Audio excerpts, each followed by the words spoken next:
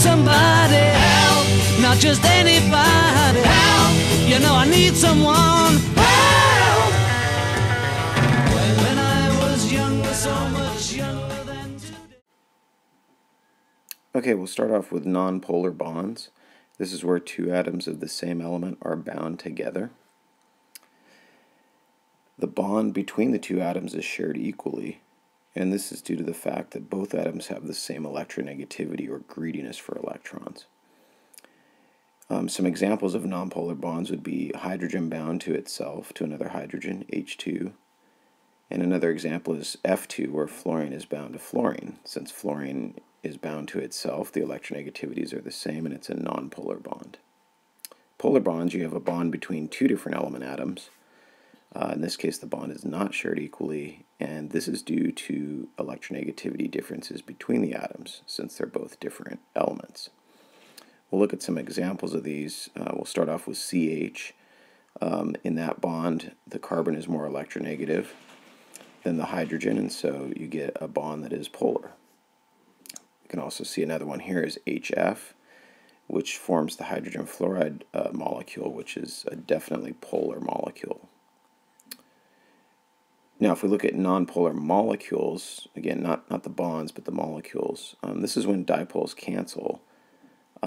If dipoles cancel, the molecule will be nonpolar. So let's look at an example with fluorine, F2.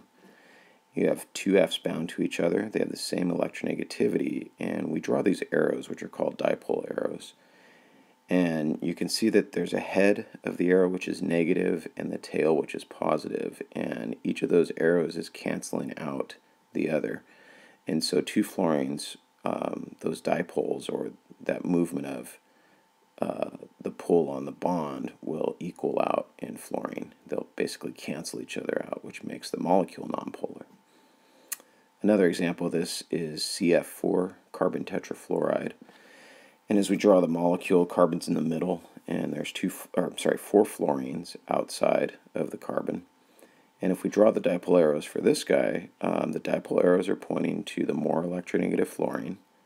So fluorine would have a slightly negative charge to it. The carbon would be slightly positive, but in this case, all four of the dipoles are going to be canceling each other out. Since they're pulling in four different directions, the bonds will basically stay where they are, which would cause this molecule to be nonpolar overall.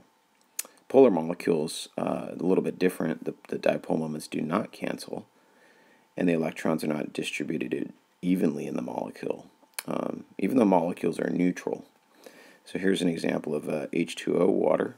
We draw the Lewis structure, and as we start drawing in the dipole arrows showing the dipole moments, you see that oxygen is more electronegative. Hydrogen is less electronegative, and so oxygen is more negative than hydrogen in that molecule, even though the molecule is neutral and it's polar. We can also look at ammonia, which is NH3, as we draw its Lewis structure. And as we put the dipole arrows here, they're going to be pointing to nitrogen. Nitrogen is more electronegative than hydrogen.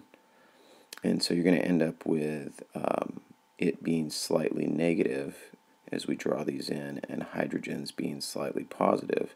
Now in ammonia there is no fourth element at the top, it's a lone pair, and so the dipole moments do not cancel out, and we get this negative effect at nitrogen on that end of the molecule and the positives on the other end with nothing to cancel them out. And those are polar molecules.